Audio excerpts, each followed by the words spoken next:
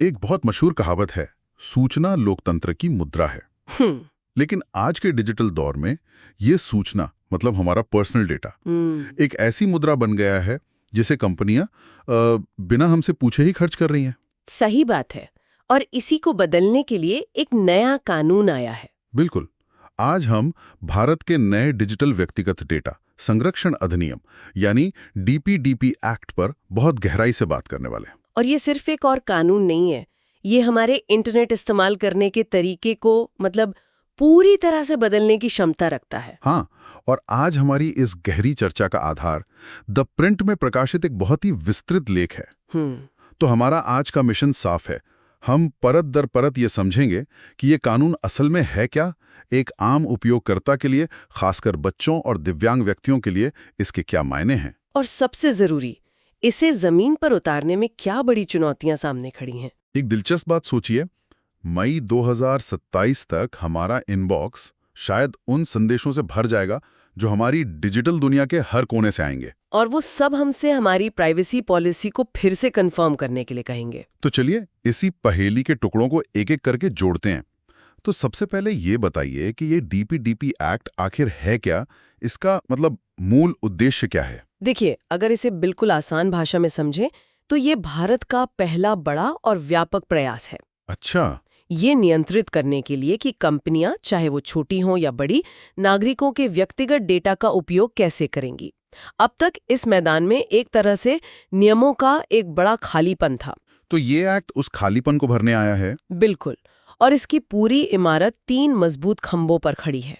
अच्छा, और वो 3 खंभे क्या हैं? पहला है पारदर्शिता, मतलब ट्रांसपेरेंसी।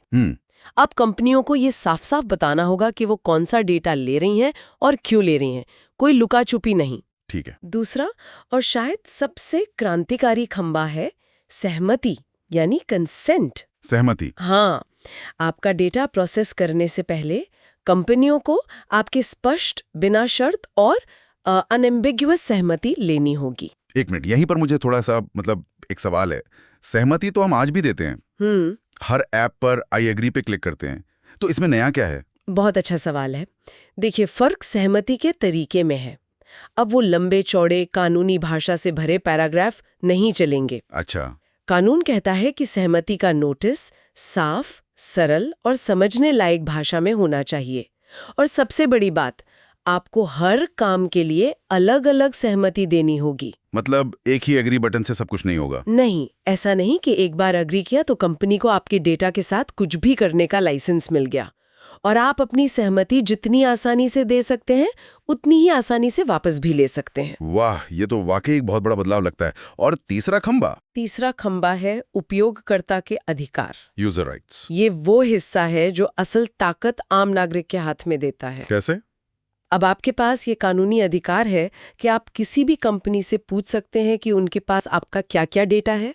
आप उसे देख सकते हैं, उसमें कोई गलती हो तो उसे ठीक करवा सकते हैं।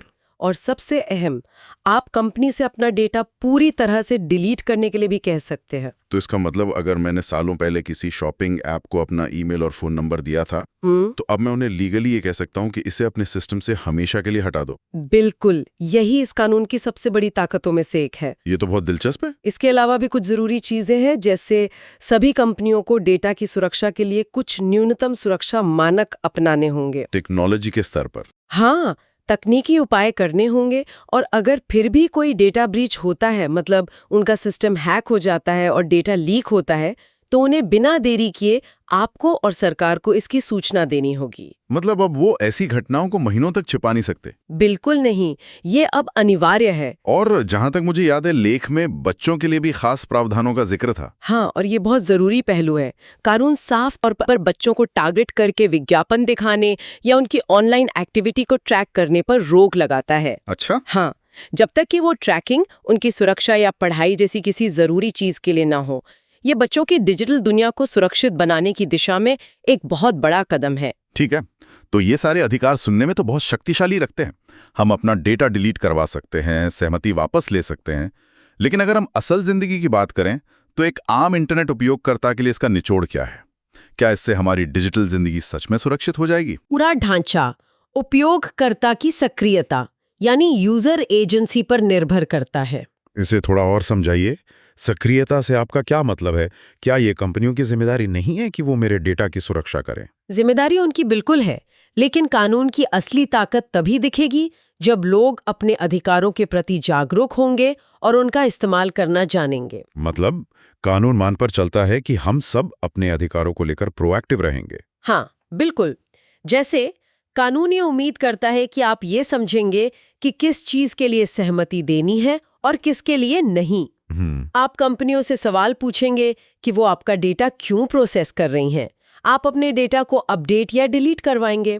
और डेटा ब्रीच होने पर? डेटा ब्रीच होने पर मिलने वाले निर्देशों पर कार्रवाई करने में सक्षम होंगे। संक्षेप में कहें तो ये कानून एक पैसिव डेटा मालिक के लिए नहीं बना है, ये एक एक्टिव डिजिटल नागरिक की मांग करता है। ये तो बहुत ही अहम बात है, क्योंकि हम में से ज्यादातर लोग तो पैसिव ही हैं, है ना? दुर्भाग्य से, हाँ। इसी से जुड़ा एक और सवाल मन में आता है। आपने बच्चों की बात की और लेख में दिव्यांग व्यक्तियों का भी जिक्र है। कानून कहता है कि इनके डेटा के लिए माता-पिता या अभिभावक की सत्यापन योग्य सहमति लगेगी, वेरीफाइबल पेरेंटल कंसेंट। ये सुनने में तो बहुत अच्छा लगता है, पर क्या इसके कुछ अनपेक्षित परिणाम भी हो सकते हैं? बिल्कुल, और यहीं पर सुरक्षा और पहुंच के बीच एक बहुत ही नाजुक संतुलन बनाने की चुनौती खड़ी होती है। अच्छा। इस नियम की वजह से हमें दो बड़े बदलाव देखने को मिल सकते हैं।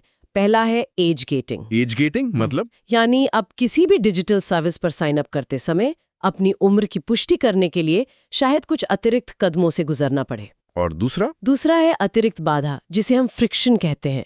बच्चों और पीडब्ल्यूडीज को सेवाओं का उपयोग करने से पहले अपने अभिभावक की पहचान को सत्यापित करवाना होगा। तो इससे सुरक्षा तो बढ़ सकती है, लेकिन ये भी खतरा है कि कहीं इन समूहों के लिए डिजिटल सेवाओं तक पहुंच सीमित न हो जाए। सही कहा।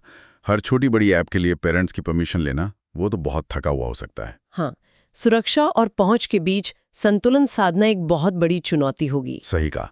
तो अब तक हमने समझा कि कानून क्या है और हम पर इसका क्या असर होगा। लेकिन अब आते हैं सबसे दिलचस्प हिस्से पर। हम सब जानते हैं कि कानून बना देना एक बात है और उसे प्रभावी ढंग से लागू करना बिल्कुल दूसरी। यहाँ क्या बड़ी रुकावटें हैं? अगर हम इसे बड़ी तस्वीर से जोड़कर देखें तो भारत में एक समर्पित डेटा संरक्षण नियामक यानी रेगुलेटर नहीं है। अच्छा। इसकी जगह एक डेटा संरक्षण बोर्ड बनाया गया है। एक मिनट, नियामक और बोर्ड में क्या फर्क है? ये सुनने में तो लगभग एक जैसे ही लगते हैं। ये फर्क बहुत बड़ा है और इसे समझना जरूरी है। देखिए, बोर्ड का काम सिर्फ उल्लंघन करने वाली कंपनियों पर जुर्माना लगाना है, मतलब एक तरह से सजा देना। हाँ। जबकि एक नियामक जो होता है वो भविष्य के लिए मानक तय करता है, कंपनियों को मार्गदर्शन देता है।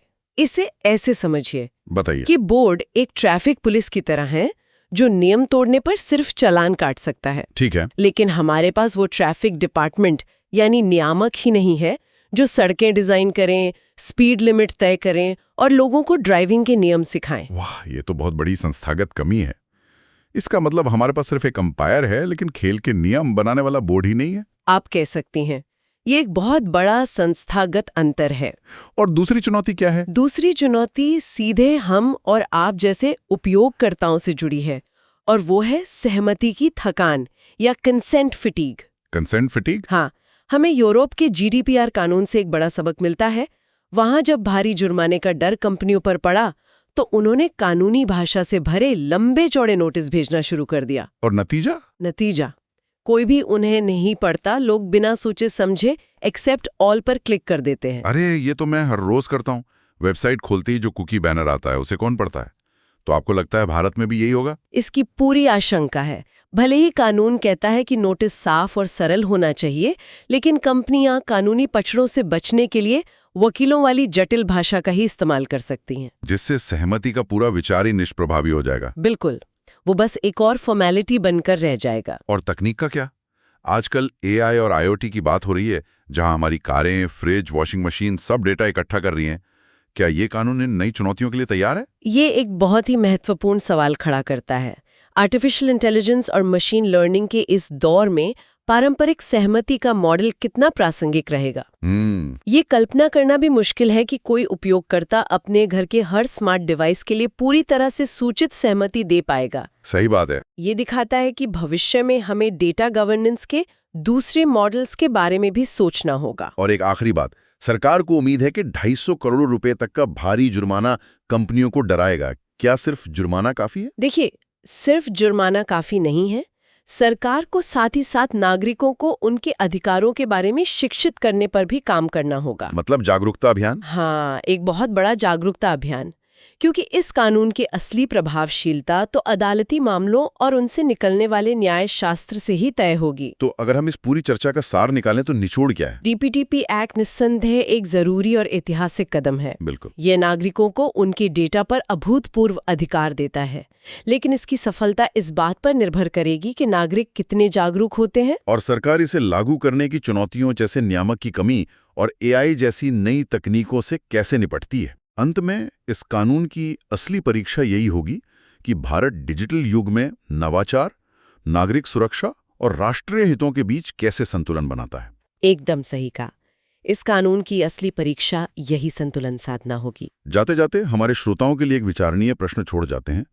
जब एआई जैसी तकनीकें हमारी सहमति को हमारी समझ से भी ज्यादा तेजी से प्रोसेस करने लगेंगी, तब व्यक्तिगत डेटा पर नियंत्रण का असली मतलब क्या रह जाएगा? ये सोचने वाली बात है। ये चर्चा यूपीएससी मेंस और प्रीलिम्स के साथ साथ सामान्य जानकारी के लिए भी महत्वपूर्ण है। अगर आपको ये विश्लेषण पसंद आया तो इसे लाइक करें, चैनल को सब्सक्राइब करें और अपने सवाल कमेंट्स में जरूर पूछें। धन्यवाद। अगले अंक में फिर मिलेंगे एक नए विषय के साथ। धन्यवाद।